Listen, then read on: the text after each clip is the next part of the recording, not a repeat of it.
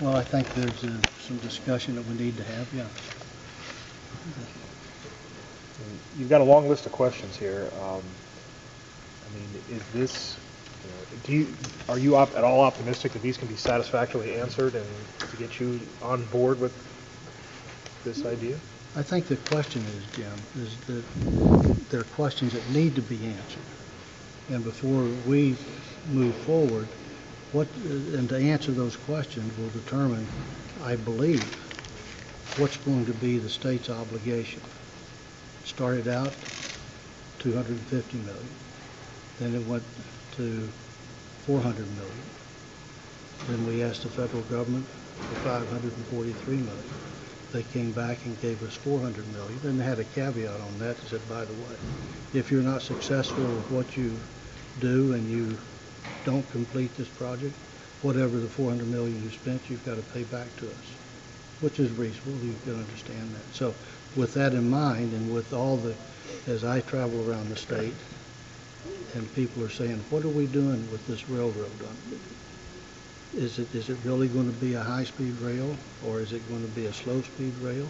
And people are told that that it's going to be high-speed, and then they're told that it's going to be there's only going to be 4 rails running, and as a result of that, how long does it take to get there? And it's only going to be 79 miles an hour, and then, well, it's an average of 39, and I think there's a lot of confusion to the taxpayers that are going to end up.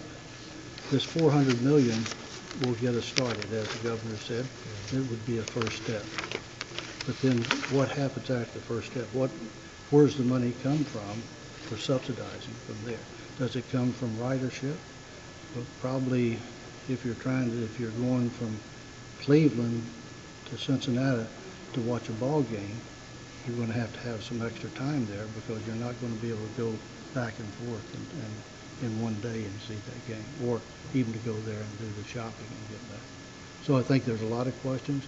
My recommendation would be we ought to answer those questions before we go forward, as opposed to waiting until we get in the middle of the circumstance, and then we're debating again about revenues and where we're going to get revenues from to be able to keep the budget balanced.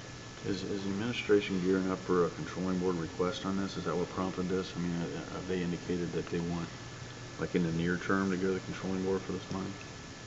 Or what's the timeline, I guess, is the question. Well, we don't know.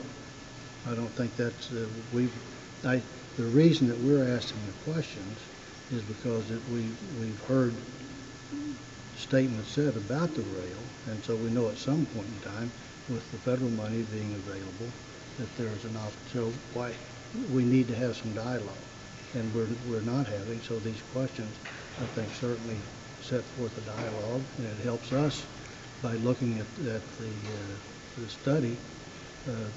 And you read the study, it's obvious that it creates lots of questions, and so I think I would suspect and hope that in the case that the governor's staff and the rail people have done a lot of research on these questions too. I don't know what the answers are, so that's why we've sent a letter so we can get that answer. And is going to have to vote for this in order for this money to be approved and spent. Yeah, and I want to make sure, I think it's my responsibility as president of the Senate to make sure that I don't send 2 of my members to a controlling board meeting to vote for something that they don't have reasonable data that they can vote, because they're both our members are very responsible members, and the other member, the House members, are very responsible. And I think this is information that the controlling board members have to have answers to those questions before they can. For example, is all the right-of-ways available? If we have to change, we can't use all the rail track. And especially, we know, if it would appear, if you go to a high-speed rail, that you're going to have rail that's not other than the rail that we currently have. So as a result, are those right-of-ways already purchased? If they're not, what is the cost of those right? There's just lots of things that need to be answered. How tough is it as it stands right now for either one of your members on controlling board to vote for this, do you think? I think that it'd be very difficult. Any It would concern? be very difficult if I was on the controlling board. It'd be very difficult for me right now. Now, do I think there's answers that can be provided for the questions? Yes, I do.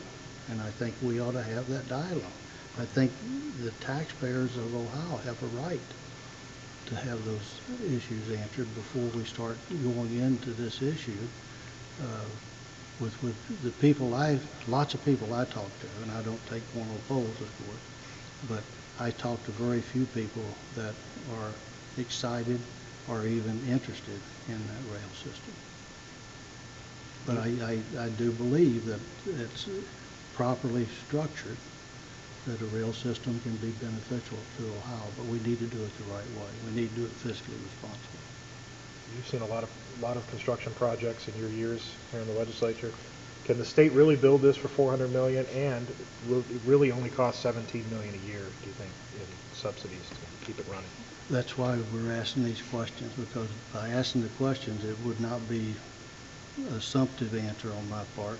We'd have data that would say, yeah, this is within reason. This is the information that we have, and yes, we can, or no, we can't. As it stands today, do you have some doubts about those numbers? Yes, I do.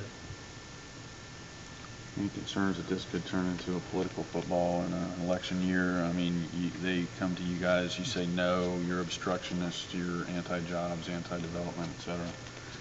Well, unfortunately, it appears that so often, anytime you don't agree, then it's referred to as, well, you're playing politics.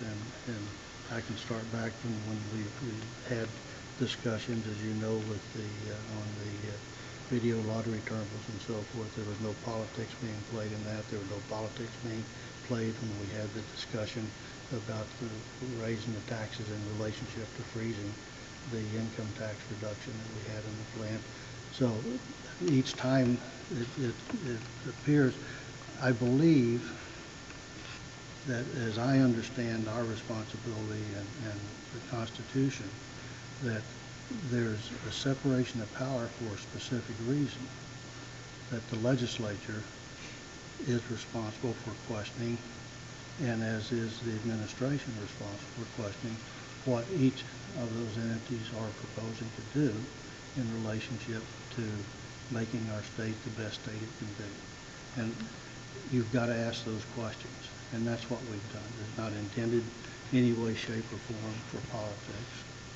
And from my point of view, and I just want to get those answers to it, so my members that are on controlling board, or if I had to sit in one of the seats on the controlling board, I could answer the question, and vote with the right amount of information. Before you come to controlling board? I have lots of respect for the governor, and I would sure think that he would not go to the controlling board with that before he got back to us on those answers.